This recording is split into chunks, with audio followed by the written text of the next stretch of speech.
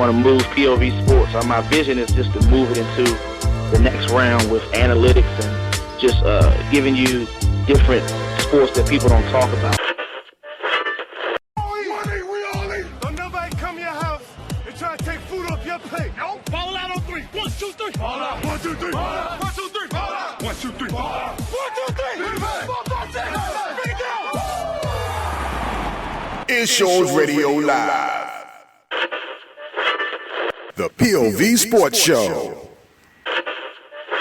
Hello, everyone. We'd like to welcome you to another show here of the POV Sports Show this week. I want to give my man Donnie Phoenix another shout out for the platform to bring forth sports media and different discussions weekly on this show. And want to welcome a good friend of mine, sports enthusiast, Guy Nichols, been a friend of mine for a long time. Really knowledgeable guy, knows his sports and knows what he's talking about. I want to let him introduce himself and just tell us, what he does and things like that. So, full floor is yours, Guy. Hey everybody, how you doing? This is Guy Nichols. As Devon said, I've been a friend of his for a long time. PG County homegrown guy. Sports enthusiast, and just right now I'm a government contractor. And I attended PG Community College, Morgan State University. I got 2 beautiful kids, a lovely wife, and just enjoying life, man. That's good, man. That's really good. Okay, we're going to jump into a few things. I know you've been hearing since July 4th when Kevin Durant made his decision to join the Warriors. He caught a lot of backlash from players like Barkley and Reggie Miller, and then, of course, Stephen A. Smith did a rant on FaceTime Live, on Facebook Live, where he went in on him saying it was a weak move. But then you had players like CP3, PG-13, and even Coach Tyronn Lue of the world champion Cavaliers saying, in his opinion, it wasn't a bad move, and he took his right. I mean, it's his right to be a free agent, and this is what he chose to do. So, in your opinion, where do you stand on that? Because that conversation will always be talked about no matter how far along it goes, how far we passed it. It's always going to be talked about why did he join the Warriors and what people think. So what's your opinion on why he did it and what you think is going to happen, and what do you see the Warriors being with him this coming season? I just think with Kevin Durant, he just came to a point in his career where he feels like, he gave Golden State, Oklahoma City all he could, and maybe he doesn't see, a championship in his future there. So he doesn't want to be remembered as one of these guys like, Charles Barkley, Karl Malone, that, leaves the game without winning a title. So I think that was his primary focus in going to Golden State.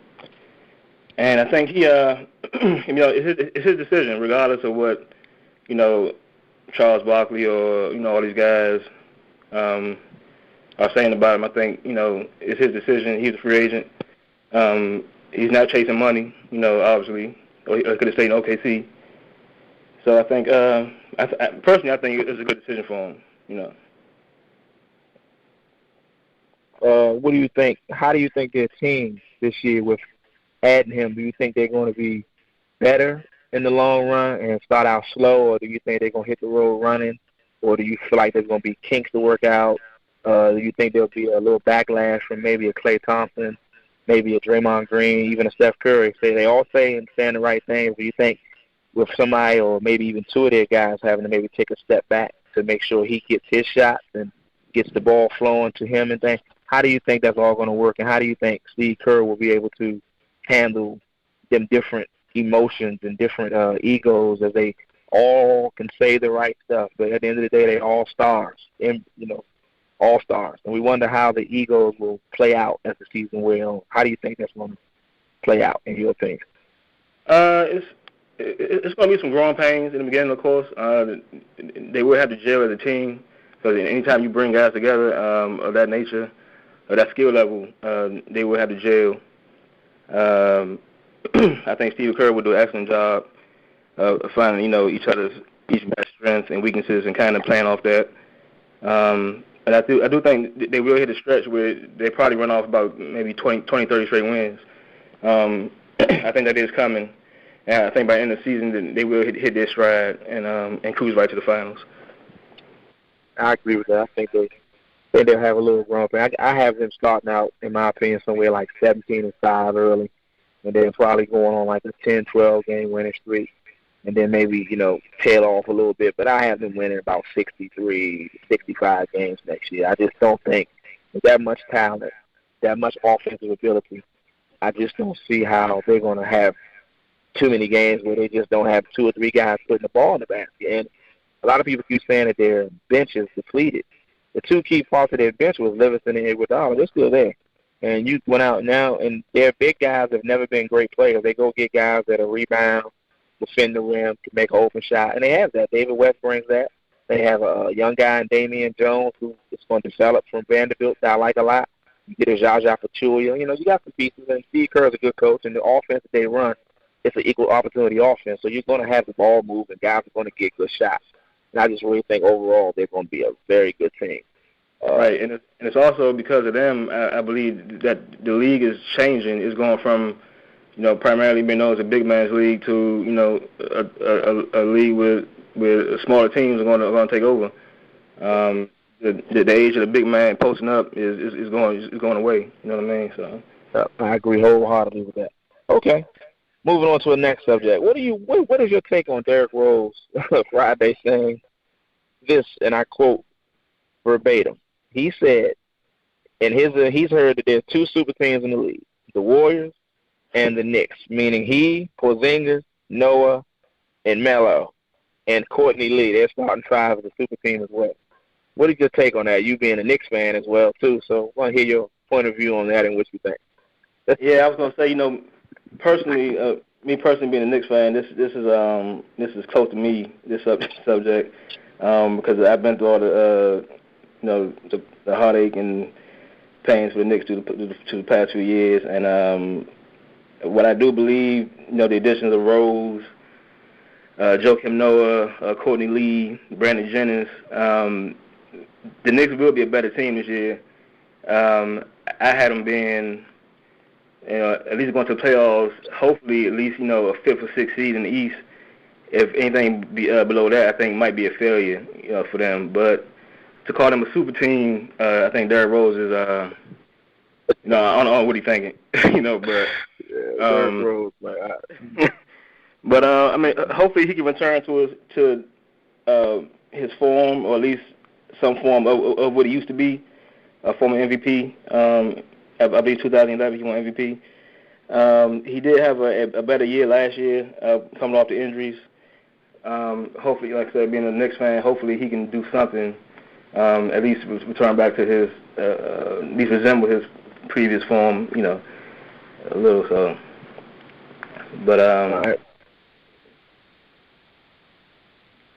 Yeah, I think overall, he's saying that trying to almost, I don't know, I think he, in some ways, I believe in his mind, he considers himself still to be an elite point guard. And I think he's a very good player, but the elite side of his game left when he tore that ACL and kept tearing and couldn't come back in the meniscus. And I think he's still very good. And I think him and Noah, Lee, and Brandon Jennings make the Knicks a better team overnight. They're going to be better. They'll win 45, 47 games, I think. They're capable of winning that many games. With Carmelo being their lead guy, Unicorn, also known as Porzingis, was a solid solo last year. That was a good pick by Phil. I just think overall they'll be better. I just still think in the East, they're still, of course, everyone's chasing Cleveland. I don't think they're better than Toronto just yet. Right. I don't think they're better than Indiana on paper. Indiana might not look as good on paper, but Indiana, I think, has more, with Nate McMillan taking over, they're going to play a style that's going to be beneficial to how they want to play, depending on if Jeff Teague returns to the all-star form he used to have before last year in Atlanta when he was fighting for minutes with young Dennis Schroeder, who eventually unseated him for the starting point guard position. So I think the Knicks will be a top 5, 6 seed in the East. I think the East is crazy because each year you could have a new team creep in and be a top 4 seed because no one is dominant outside of Cleveland. Boston's pretty good. I like what Charlotte did last year. Miami now without Dwayne Wade, I don't trust them. The the Bulls, I still need to see how that's going to work with the limited shooting they have with Rondo, Wade, and Butler on the court at the same time. But I still think the Knicks would be much better overall. Okay, moving on to want to touch this WNBA players wearing Black Lives Matter tees last week before a game, and Dallas 5 tees as well. They were fined by the WNBA for wearing those tees, but when the Orlando mass shooting occurred, there were no fines given to the players for doing that. And last week, Tina Charles, one of the league's best players from the New York Liberty, she led a walkout, a revolt against the league, and said they're going to do it regardless. Now, I know with all the things we've been seeing, with all the police brutality, the killings, and the different things that are going on throughout the country, what is your take on that situation and how it was handled? And do you think, overall, do you think that was the right thing to do? And how do you think they went about it? And do you think that the WNBA was at fault for taking and, trying to say, okay, Black Lives Matter is minimized, the Dallas 5 is minimized, but we're going to let you do it for the Orlando club shooting that happened a couple weeks earlier? What's your take on that? I don't agree with the WNBA kind of separating the two protests. I think if players from one team have the right to do that, I think across the league it should be the same right. For some reason, this Black Lives Matter movement has like a negative undertone to it. Even when I hear people talk about it on the street, I hear people saying that they don't agree with it, and stuff like that. I just think people need to, just do your research, just read up on it, before you condemn it. Especially with the league, I think that they just reacted before, that they're trying to avoid criticism. So I think they just reacted without actually looking into it first. I think that's why they came back and rescinded the fines. And I applaud them for doing that. But I think the players have right to express themselves. I think if you feel this is an issue that's near and dear to you, and I think you have right to protest, or as long as it's in the confines of, because it is a job. Playing in the league is a job. So as long as it's within the confines of the league, then you should be able to do that. I agree.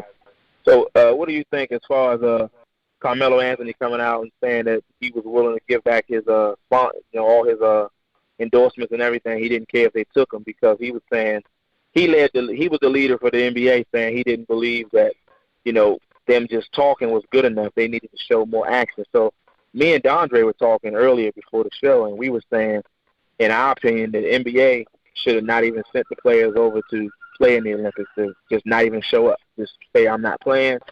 I don't want to hit them in their pockets where it hurt, because as long as you talk, that's one thing.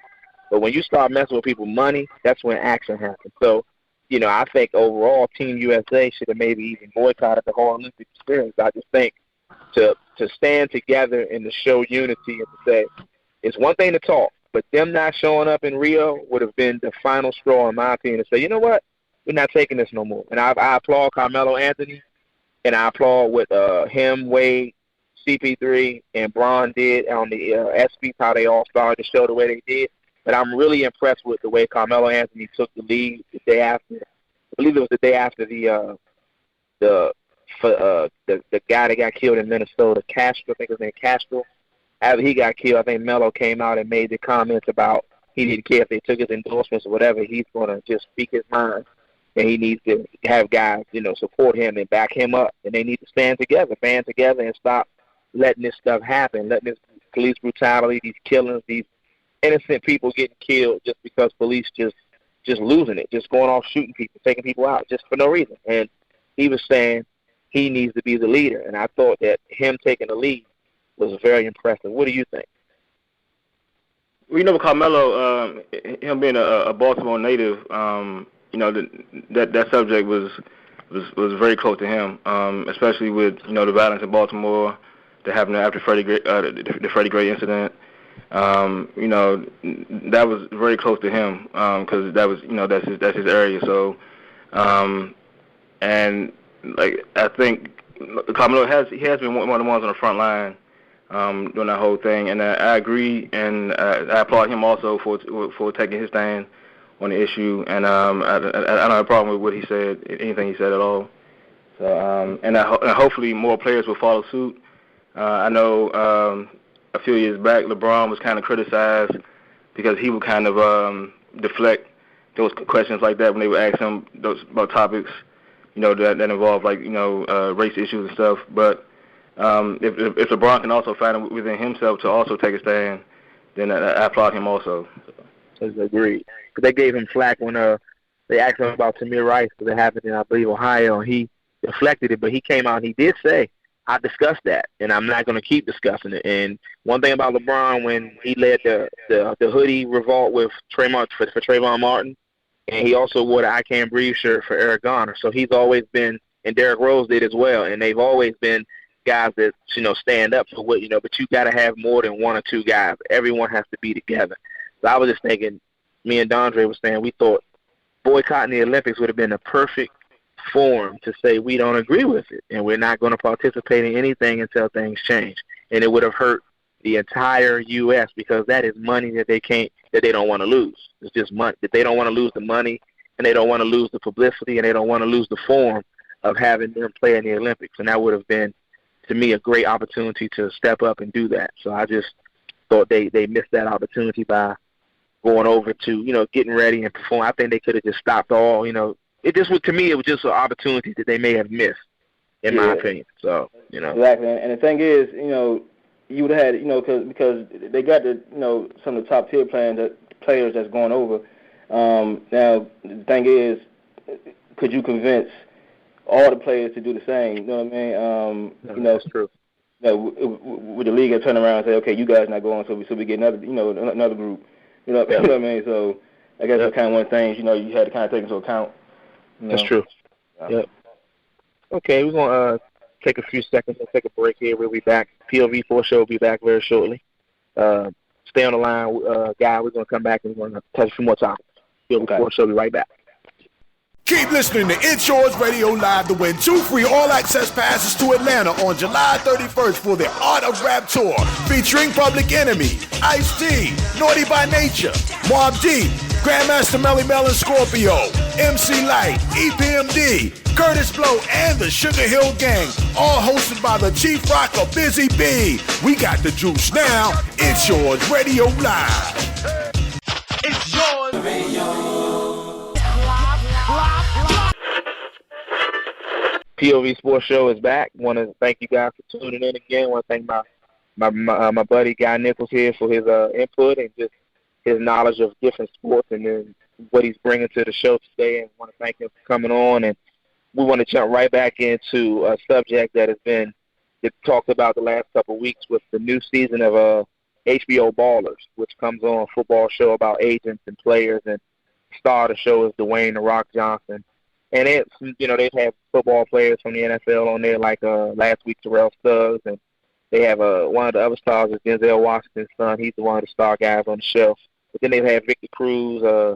They've had other players like Ndamukong Suh was on there last week as well. So Roger Goodell, being the commissioner of the NFL, he was on record. He's gone on record as saying that he isn't happy about players being on that show and being depicted the way that they're being depicted as far as the money, the women, the parties, the club scene, the different things, the way they're living their life. He doesn't want that to be the way people look at all NFL players. So I just want to know, what do you think about that, just coming from a guy who lied to us about the Ray Rice thing and many other things since he's been commissioner? What do you believe, what do you think is your opinion of him saying that, and what do you think overall should be done about it? I just think I know the whole thing came from an interview with Mark Wahlberg, who's the producer of NFL Ballers show. I know he mentioned Roger Goodell. He said he got a phone call from Roger Goodell from multiple NFL owners. I know the NFL kind of came back, and tried to say that it didn't happen. I'm kind of on the side of Mark Wahlberg. I think he was contacted. He was contacted by the NFL in some form or fashion. Because they are kind of, they all kind of the league, nowadays, and they kind of, had a power thing going where they think they can control everything. So I do think he was contacted by the NFL and was told to kind of, either tape the show or not have the show happen. But I'm glad he did it anyway. The NFL is kind of known for being like a bully league, and actually I'm on his side. I do think that I haven't watched Ballers personally, but I do think that showing that side of players' lives, it should be made known. I agree with that, because I think at the end of the day, we see how much money they make, and we know how a lot of them, probably live, but we don't see how they live, their nightlife and all that. I mean, unless you're down in the scene with them, you don't see that. But like I said, everybody isn't like that. It's just that show just depicts how most guys, when they get a deal in the NFL, they're going to go have fun. They're going to live. They're going to do what they want to do. And The Rock, his character comes from a standpoint of a guy that has transformed from a player to now this super agent who is trying to change over from the guy that was knocking people around to having to learn how to deal with handling people and taking things he normally wouldn't take from people. Like last week, I picked that he got into a fight with Terrell Suggs. Now you're getting into your agent. You can't be fighting them guys. Sometimes you got to take the bullet. Let them guys say what they're going to say, and you got to learn how to eat that. You're not a player anymore. And I think as the show wore on, he showed a lot of remorse towards getting into it with Suggs. And after a while, him and Suggs actually agreed to apologize to one another and, hashed it out, But it was like he had to learn that I can't just I'm not a football player no more. I want these guys to sign with me. How can I fight a guy for saying things? I have to just take it, move on, because it doesn't look good for what I'm trying to do. They're going to make their money because they're still playing. I'm not in the league anymore, so this is how I'm making my living.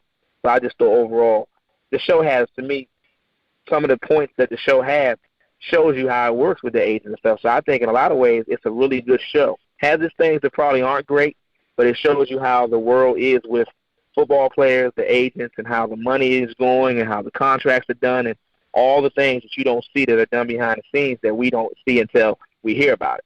So I think overall the show depicts that pretty well. Okay, wanted to touch, this week we lost a coaching legend at the age of 67 on Friday night. The great Dennis Green, who coached the Vikings and the Cardinals, passed away from cardiac arrest.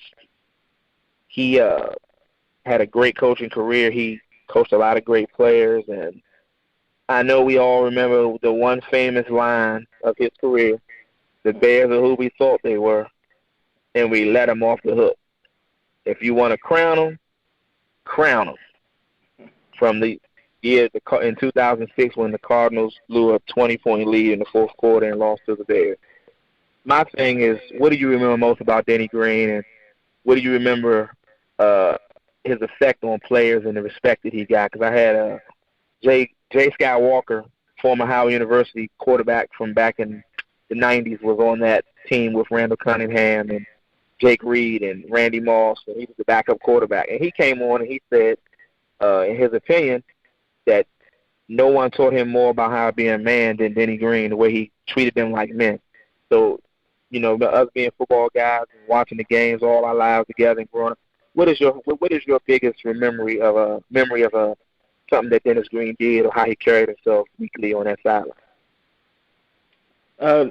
Denny Green, of course, I remember the rant. I think it's one of the greatest rants in the history of the NFL. Actually, in the history of coaching, period. I think everybody remembers that rant, man. But other than that, Denny Green, I think he was a great coach, man. He coached Minnesota. He drafted Randy Moss. I believe that's one of his draft picks when Moss came out, when everybody tried to avoid Randy Moss. Even my team, the Washington Redskins. I think he had an eye for talent, man, and I think he didn't get enough respect. I believe he was the second black coach in hired by the NFL, I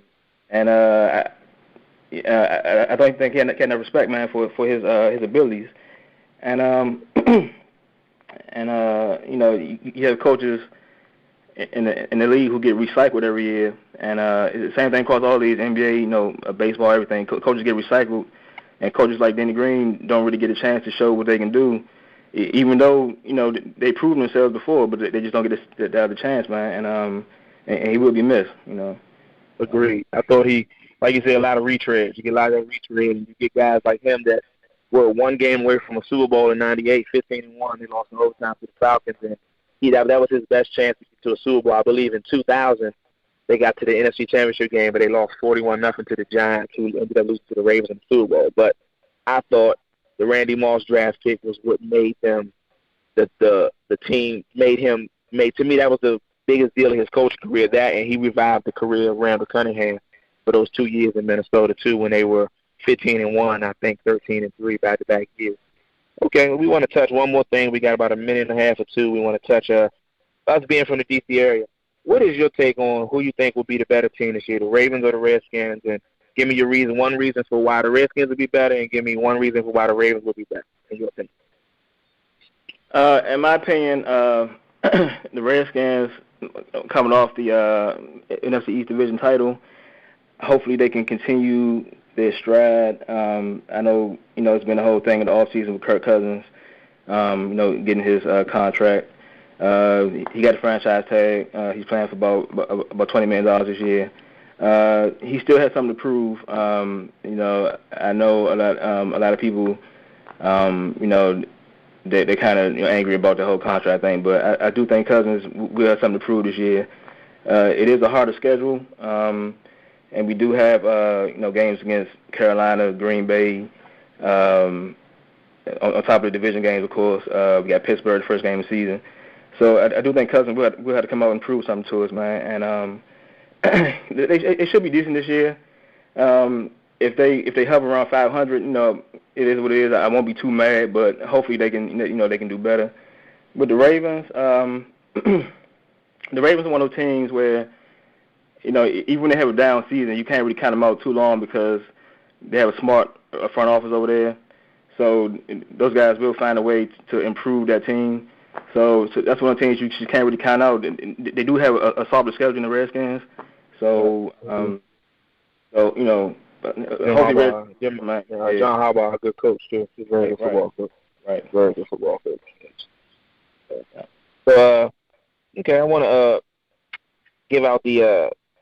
Well, my opinion is that they both are going to have good seasons. I think in the end, I think the Ravens have a better shot to be just a little bit better because of the schedule. But the Redskins, depending on how injuries and things like that deter them as far as key pieces, I think Junior Gillette is the key to the Redskins season. I think him being able to rush the passer and give them that ability on third down to make things happen as far as making the quarterback make quicker decisions than they want to make will be the determining factor for how the Redskins defense holds up, which will be the key to that team. I think on the Ravens side, a healthy Terrell Suggs is very important to their whole entire everything. And they got Eric Weddle, too, who's a solid safety veteran, knows how to play the game, good range, very intense. So I think that those two things together will have a lot to say about how each team will end up throughout the season. I want to give out the trivia answers for last week on the store that I gave out towards the end of the show. No one got it right, but I want to go. The first NBA quadruple double was by Nate Thurman, who passed away last week at the age of 74. And I want to say that the question about the three guys that lead the league, had the highest sack per game average in the NFL history are Reggie White, J.J. Watt, and Von Miller. I want to say thank you to Guy Nichols for his time and for him coming through and giving us the knowledge and the expertise to support the show today. I want to thank my guy, Donnie O'Phoenix. I want to thank him for everything and the forum again. And we want to say you can find me on POV Sports. You can find POV Mason Sports on Twitter at POV Mason Sports. And you can find me on Instagram at Devon POV. And you can find me on Facebook at Devon POV Mason. I want to say thank you. Have a great week. We love the people that have been listening. We actually continue to listen in each week as we can give you new voices each week to have debate with and have discussion with. Have a great week. God bless you and be safe out there. POV is out. Want to move POV Sports. My vision is just to move it into the next round with analytics and just giving you different sports that people don't talk about. The POV Sports Show.